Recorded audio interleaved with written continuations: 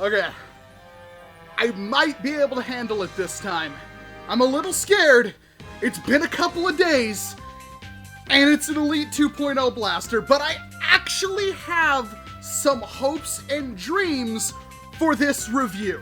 Look, I don't have to tell you that the Elite 2.0 line hasn't been great. In fact, it hasn't even been mediocre. It's been pretty bad. But this time we got something a little bit different. This time it's not a Springer. This time it's a flywheel blaster. A really cool looking flywheel blaster that rings in at about $40 for, I think it's full auto? No, legit, there is not a single point on the Turbine CS18's box. It says it's full auto. Battle attachment point, tactical rails, removable 18 dart clip, acceleration button. Comes with 36 darts. It says motorized rapid firing blasting, but that could mean literally anything. I'm a little scared, but it looks flippin' awesome, and I cannot wait to get this out of the box, because if anything, this is going to be the Elite 2.0 blaster you're going to want to pick up, because even $40 for a full auto blaster, I'm pretty hyped. And I might need your help with this one down in the comments section, because I don't know if I'm just hyped because I love the way this thing looks or not. So please let me know what you think after the review. I already know this thing's going to be basically impossible to open up without destroying it, but I seriously don't care. Let's jump into the NERF Elite 2.0 Turbine CS18.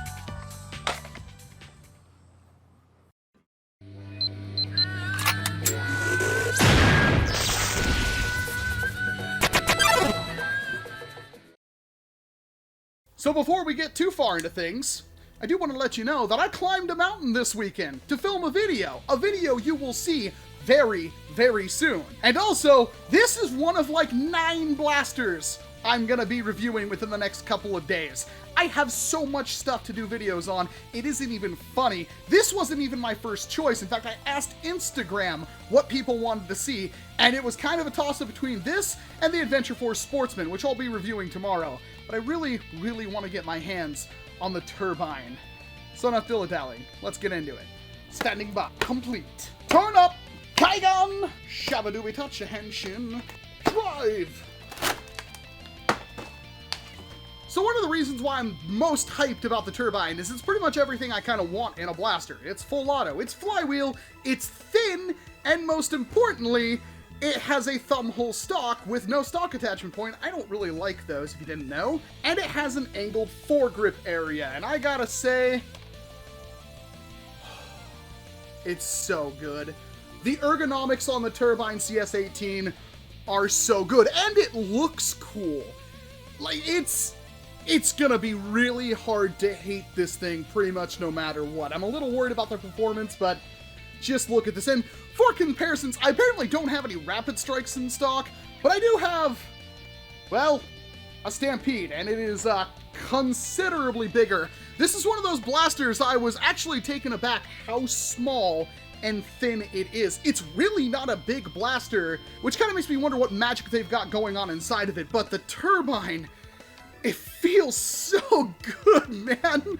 It really does. Well, except for this. This is, that is awful. I should note that this is a $40 blaster, which it feels like if I push the lock in, there's no pusher. So it has to be full auto, and it looks like it uses some kind of rapid strike pusher. But everything else about it feels good. It looks good. The grip is almost perfect. I say that with no hyperbole. This grip is fantastic for me. I equate it very much similar to the Crossbolt. The difference is that the Crossbolt had a much thicker base back here. This doesn't really rub into my hand, and it feels amazing. I can even kind of shoulder it, although that's obviously, like, there's not a whole lot of stock room there, so I kind of got a hunch over it, which doesn't bother me. It feels more like an SMG style blaster, and when you're holding it, using the stock area as a brace, it feels absolutely incredible. well done with this one. I don't know who designed this one, but it is so much better than every other Elite 2.0 blaster, it isn't even funny. It's got a sling attachment point right here. It's got, you would think maybe that's a sling attachment point. There's no way. You can't fit a sling in there. But it's got another one down here, so it's not really that big of a deal. At least it's got a spot. It's got a single lone rail up here at the top, which stands out a little bit, but I don't mind it. The sights are actually reversed. It's got two front posts and then a rear post, none of which are colored differently. They're the same kind of thing. And honestly, looking down this thing, they don't even really line up all that well because the shell is thinner and not quite perfectly aligned with this one. It's a budget blaster, but for $40 full auto mag fed, it's kind of hard to complain that much. This is the first Elite 2.0 magazine I've gotten my hands on, and it is an 18-round magazine. Just the one, which is always disappointing to me. If you're gonna make a magazine-fed blaster, I really wish you'd give us 2 magazines in the box, Hasbro. I'm not joking about this anymore. I'm gonna be doing a video on this in the future, the very near future, about what went wrong with everything we're seeing. The single magazine thing has got to stop. This costs you pennies. I know it costs you pennies, and I know you're trying to save pennies, but customer experience is going to be a lot more valuable, and I know you kind of do this thing so you can get people to buy multiples of your blaster. The Moto Strike, which we'll be seeing in the very near future, was the same way. It only comes with 1 magazine, which is a joke because even if you can get them separately, they're not out on shelves right now. So what exactly is the point? Put multiple magazines in there. It defeats the entire purpose of having a magazine when you only give us 1 of them. That mag release is not great. It's, I kind of can do it, like push forward. It's right in front of the trigger, which you think would be nice, but it's very clearly a plastic spring. But that being said, if I just use my trigger finger and just push up on, it's not that bad. It's not that bad at all. It's a little bit of a spongy rev trigger, but the fire trigger feels absolutely immaculate. All right, and it does take 4 C-cell batteries, which is a bit much, but at the same time, not a lot, because I would expect this thing to take more than 4 because it needs the voltage for the pusher and everything like that. The bigger C-size battery is just bigger capacity, but it only takes 4 of them, and it's C, and okay, well, let's just put it in. Bam! Money shot! 4 brand new Duracell C batteries. That's not bad, that's about what I'd expect.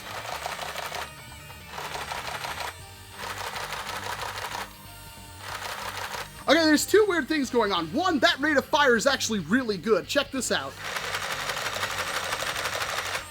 That's really good.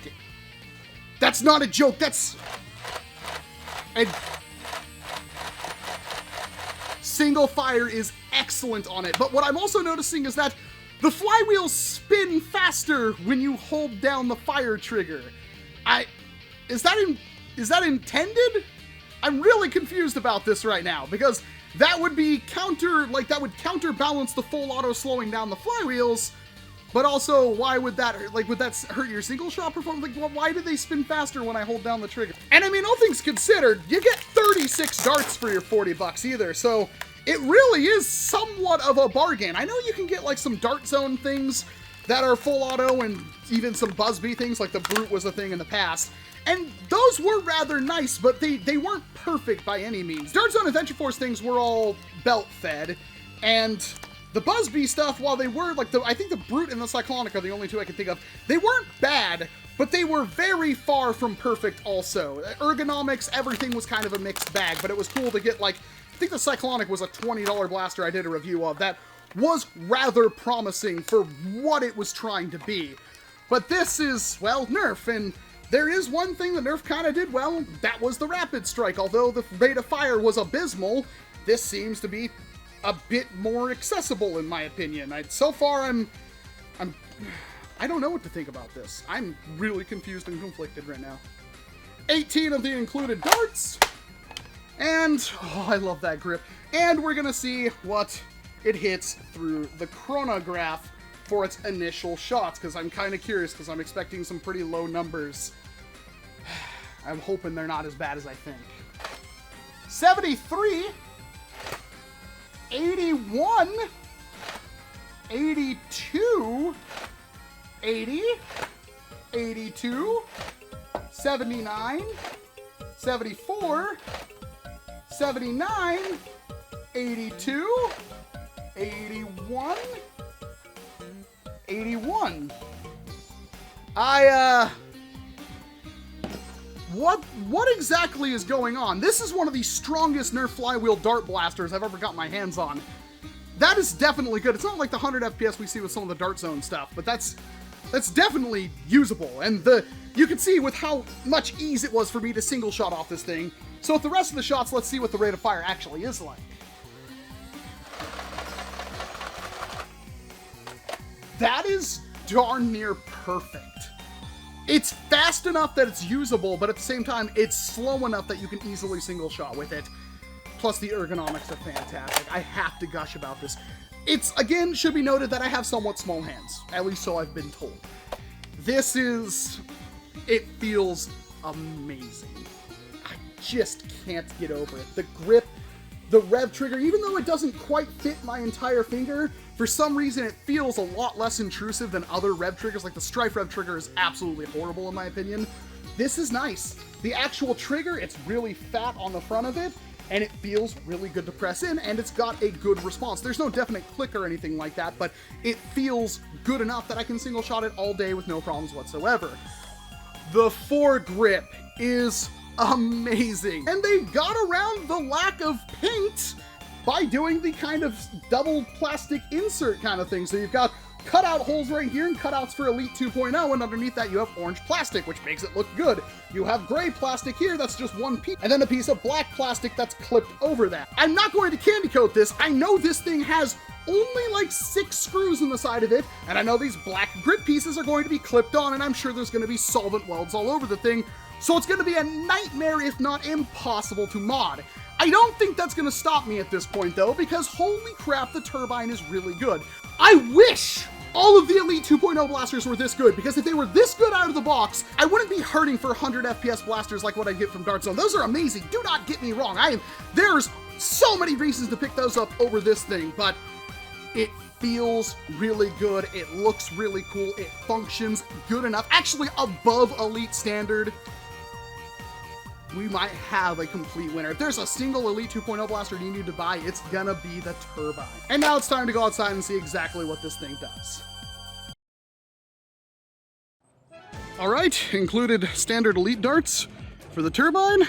We'll do single shots and see exactly how this thing does, starting with flat shots. Now that wasn't impressive. That was a bit better.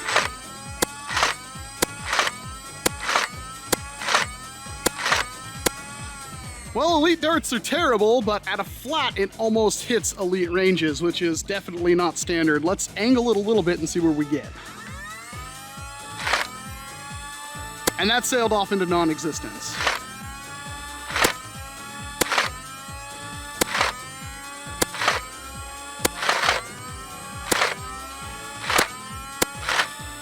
I mean, if you account for the fact that Elite darts suck and they're catching the wind something horribly, they actually can hit like rival ranges, which is pretty surprising, but I think we can do a little bit better. And here's where we test out drum compatibility with an Infinis 30 round drum. Seems to lock in there just fine, and it's loaded with Adventure Force waffles. So, ooh, let's try that again. There we go.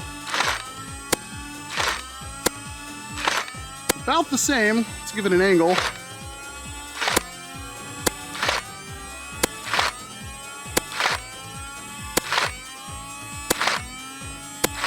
Much better accuracy. Now, let's see the rate of fire. Oh man, it really gets bogged down if you let it. Huh. But, does work. Alright, so the Nerf N-Strike Elite 2.0 Turbine isn't exactly a definite clear-cut winner. Now, it does do remarkably well single fire, and it does have the option for full auto, which I do appreciate. And it's a $40 price tag for 36 darts, a magazine, and the blaster itself.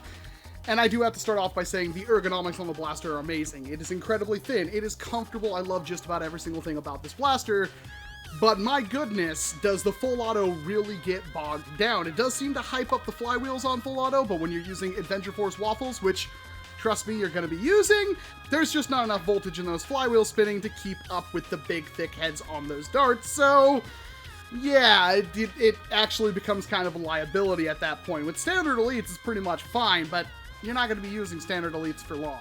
And I've gushed about this blaster enough. For the price tag and what you get, I think it's alright, but is it going to be for everybody? Well, for the normal player that wants to have a magazine full-auto flywheeler, it's definitely a compelling argument. $40 for something like this isn't that bad, but we have seen not as good, but comparable options in the price for far less money. Though this one, like I said, feels really good to use, so I would definitely pick it up over a Brute or a Cyclonic. That being said, 4 C-cell batteries isn't enough for this thing, and the biggest kick in the shins, in my opinion, is the fact that it's gonna be really difficult to mod. Now, this is the one blaster from the entire line I'm really interested in modding, because I want to see exactly what the pusher is like. It looks like it's most likely a rapid strike pusher, but at the same time, since it's such a thin blaster, maybe the pusher is aligned like this. I'm not entirely sure, but it has a 3-switch setup. It doesn't ever keep like the pusher sticking out. Even when I stop revving, it always returns, which is really nice. And it just needs more voltage. The battery tray is definitely big enough to have a LiPo, which makes me happy, but without any kind of upgrade, and God knows what kind of flywheels are in here, it's so thin.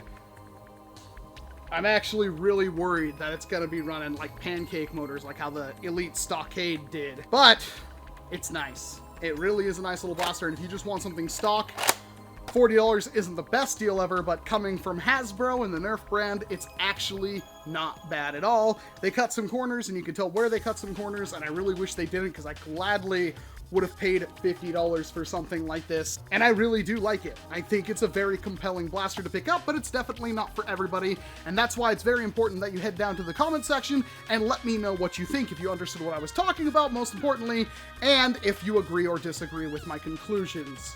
I know Elite 2.0 being a punching bag, rightfully so, is a hot topic right now, and honestly, as consumers, even though we might not be the intended audience, I think it is important that we all kind of get that idea out there that we're not happy, and here's why. We don't have to bash absolutely everything Hasbro does, except for when they release a blaster that I break 2 of them without even really trying. That's not good. Won't last 30 seconds in your kids' hands if you're buying it for them, so be really careful with the Warden. It's definitely like an Alpha Strike, Rapid Strike. In fact, I'm kind of wondering if that wasn't the way this was supposed to go. You can kind of see that with the Alpha Strike Hammer Storm and something like this. It shares a lot of the same design features and philosophies. I love the turbine. I'm definitely going to do what I can to make this a more functional, war-worthy practical blaster. So stay tuned for that. I don't know when I'm going to get around to it because I have a mountain of blasters behind the camera. And please, get subscribed. Like 50% of you aren't subscribed. We have a lot of cool stuff coming. I'll have another video out tomorrow for all of you to enjoy. But until then, I'm Walcom S7. Thank you very much for watching this video. And of course, I hope to see you in an entirely different one. I have big, big plans for you. You gotta